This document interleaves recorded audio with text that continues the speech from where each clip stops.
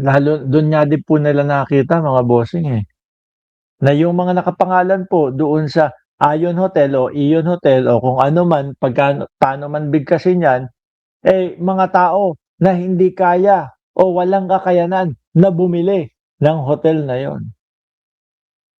'Di ba? Ang dami na pong ano, ang dami na po na nagsisilabasan at nagsasanga-sanga na po. Sabi ni Neng Gigi, "Oh my God, super tahimik sa hearing, parang di makabasag pinggan si Cabral. Sagad sa buto pala ang pagkaganid sa pera." And for example, is this government actively open because to getting information from the citizenry? Kasi I'll be honest, of course. it's the citizens, people who live in Forbes who knows, Oh, they know, they know. bahay yan ni Speaker, bahay yan ni know. Zaldi, bahay yan. They're the ones They're who know. the ones who know. The association, kasi when you apply for a permit to construct, At tsaka ho mga kababayan, eto, hindi naman ho ako natira diyan, hindi naman po ako maalam about sa Forbes Park, pero pagkakarinig ko po, yung usap-usapan diyan, bago ka makatira sa Forbes Park, kailangan kanununuan mo o lehitimo kang mayaman na talaga. Parang ang pinayagan nga lang po yata na makatira diyan, si Manny Pacquiao na hindi kanununuan o hindi mayaman simula nung, bata pa, 'no? Ngayon aalamin ho nila lahat 'yan mga bossing. Oh, sino 'to? Saan 'to? Ano ang negosyo nito? Hindi porket meron akong 150 million pambili ng bahay sa Forbes Park,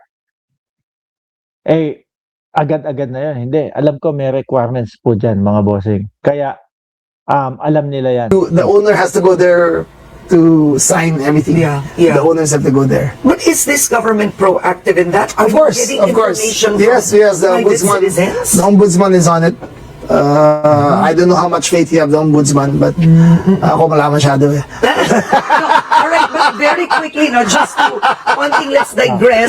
So the ombudsman, Boying Remulla, who I just interviewed recently, is your older brother. 6 years. Okay, 6 years older siya. Yes. Now, do you talk about work? I mean, Of course, all the time. Ngayon ho, mga bossing, o yan. Kasi pag-uusapan na silang dalawa ni Boying eh. Idadagdag ko po ito na sinasabi na si Cabral nga daw ho ang pinaka-architect daw po. Last 10 years nandiyan dyan siya. Over 300 billion over 400 billion yata ang pinirmahan niyang mga contract. Grabe. 400 billion ang mga pinirmahang kontrata ho. Kung may mga kickback yung mga yon, ang dami nun. Diba? Kung meron mga porsyento siya doon, ang dami ho nun. If you can imagine yung 5% lang ang dumating sa kanya dyan. Kasi ang taataran nila 5% ang dumating ng 400 billion. Paano ba yun? Ilan yun? No, baka ang 5% ng 100 billion ho, mga bossing, is 5 billion. Ibig sabihin, sa 400 billion, meron siyang 20 billion piso ho, mga bossing. Kung 5% lang ho, pero tingin ko minimum ho yun, mga kababayan, dahil po dyan sa pagkakasalaysay po ni John Vic Remulla. dyan. According to reports dun sa ICI, 25% kay Saudi ko pa lang yun. Correct. Grabe ilan? Bilyones, daang bilyones ho. Kailan nyo pa mauubos yun? Miski ho yata mabuhay sila ng 10 doble ho ng buhay, mga kababayan, hindi nila mauubos yun eh. Di ba? 10 beses sila mamatay, hindi ho nila mauubos yun. Kaya lang ho, isang beses lang tayo mabuhay sa mundong ibabaw, mga bossing. Di ba? Isang beses lang tayo mabuhay sa mundong ibabaw. At ang pinapaniwalaan niya po natin, mga kababayan, lahat ng ginagawa natin dito sa mundong ibabaw ang paghuhusga ho, mga bossing, doon sa taas. Kung ano yung mga ginawa mo dito sa mundong ibabaw ay doon ka huhusgahan. Hindi ho dito sa baba ang paghusga. Yan pong mga simpleng yan pong mga pagkulong-kulong na yan, no? Minsan 5 taon, 6 na taon, o pinaka-worst na habang buhay, pero dun sa taas, kapag kayoon ang humusga kung ano yung mga pinaggagawa mo sa baba, yun ang dusa talaga, mga bossing. Di ba? Takushi, shoutout sa'yo, tuloy. Tapos meron contractor's profit. Yung saldi ko, nagbibigay yan. Siyempre, sabi yan eh. Yung contractor, nagbibigay yan. I would think it's more than 5%. And that goes for all the roads too. Lahat yan kasi, hindi mangyayari kung hindi dadaan sa kanya eh. She was the architect of the entire DPWH. Grabe, ano? Yung talino, hindi ginamit po sa tama. Yung talino, ginamit po diyan sa mga kalokohan.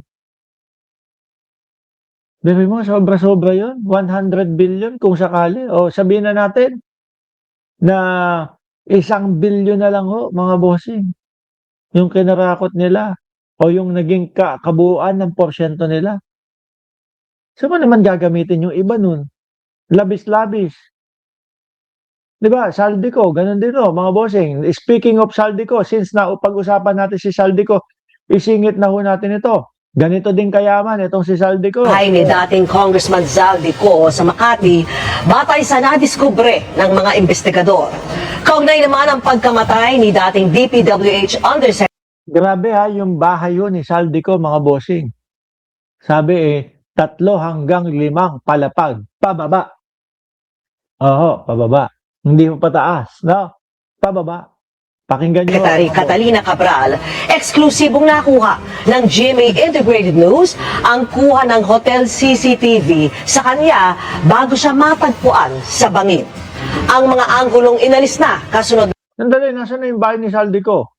Ito na yung kay Yusek Cabral eh. Ngayon mga kababayan, ang kinukwento at sinasabi nga ho ni John Vic Remulla yung bahay nitong si Saldico, 5 palapag pababaho. At hindi daw ho iyon hindi daw ho iyon para sa kanyang mga sasakyan, kundi para daw po sa mga pera. Kasi yung ganung kalalaking halaga po.